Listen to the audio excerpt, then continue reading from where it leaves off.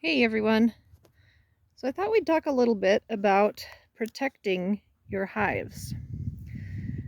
So out where I am, we put our beehives out in the middle of the pasture, pretty far from the house there, so I don't have to worry about them bugging anybody.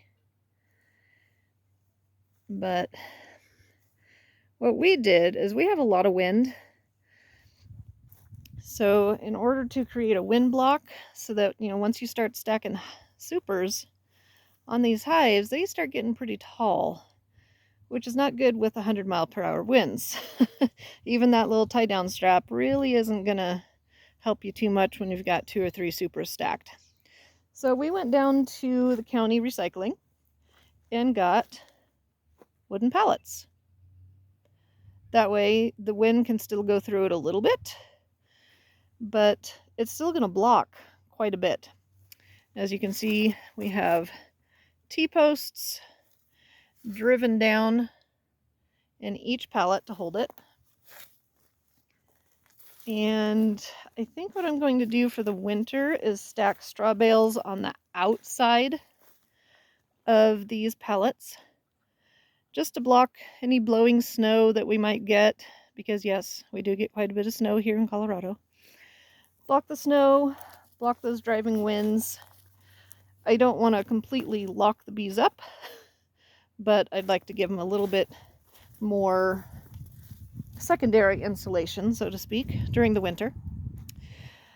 And something that I had discovered as I was researching putting in my bees is some states' Department of Wildlife will give you bear protection depending on how many hives you have.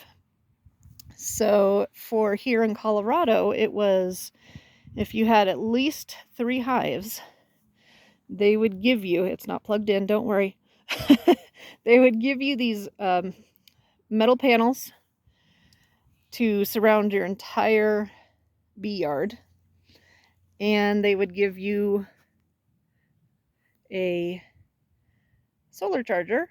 Well, I took a solar charger just because of how far we are and there's nowhere to plug it in.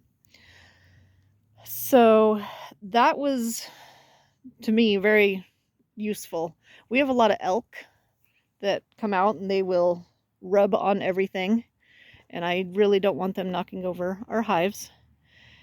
And we do have bears that were got the river a little ways down. So pretty soon I think we're gonna attach just some hot wire holders on here to the wooden pallets and run probably 2 strands around the entire thing, and then we'll let this, again, not plugged in, don't worry, it's sitting right there on the ground, it's not attached to anything. I will let these entirely be hot.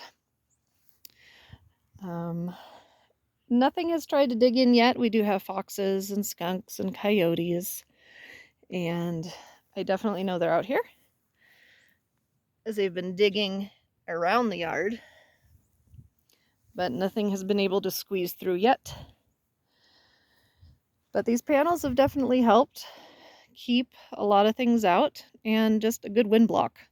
Out here, it's really about the wind. So go check your local recycling center and see. These things, some of these are brand new, practically. It's hard to tell because they're wet right now. But you can definitely find a lot of good stuff at recycling that you can use again. And I do have some solar powered lights. I've got one on each side, so they turn on or turn brighter if something approaches at night. And I think that helps a little bit as well. If nothing else, it's good for my peace of mind. But that is how we created our bee yard. And when I add on our Warray hive next spring, it'll be easy to expand. I just have to take out this wall and add to it, and I'll be able to fit another hive in there.